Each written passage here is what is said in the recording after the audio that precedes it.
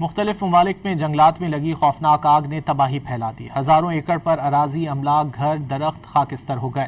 لاکھوں افراد کو نقل مکانی کرنی پڑی۔ اٹلی، اسپین، فرانس اور دیگر ملکوں میں جنگلات کی آگ تیزی سے پھیل رہی ہے۔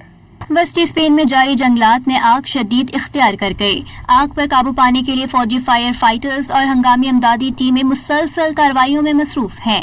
متاثرہ افراد نے کھیلوں کے ایک مرکز میں پناہ لے رکھی ہے۔ حکام کے مطابق اسپین میں اب تک 70,000 سے زائد افراد کو محفوظ مقامات پر منتقل کیا جا چکا ہے۔ مزید 30,000 افراد کو اپنے گھروں میں رہنے کی ہدایت دی گئی ہے۔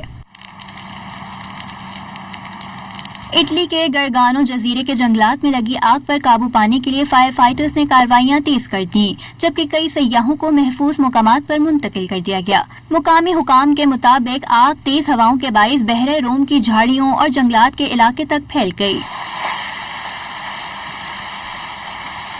جبکہ فرانس کے تاریخی شہر بورڈو کے قریب جنگلات میں لگنے والی آگ تیزی سے پھیل رہی ہے، جس کے باعث گھروں اور زرعی زمینوں کو خطرہ لاحق ہو گیا۔ فرانسیسی حکام کے مطابق ملک میں اب تک تقریباً 2,20,000 افراد کو محفوظ مقامات پر منتقل کیا جا چکا ہے۔ ماہرین کے مطابق یہ جنگلاتی آگ طویل خشک سالی اور مسلسل ہیٹ ویو سے جڑی ہوئی ہیں، جن کی شدت میں موسمیاتی تبدیلیوں کے باعث اضافہ ہوا ہے۔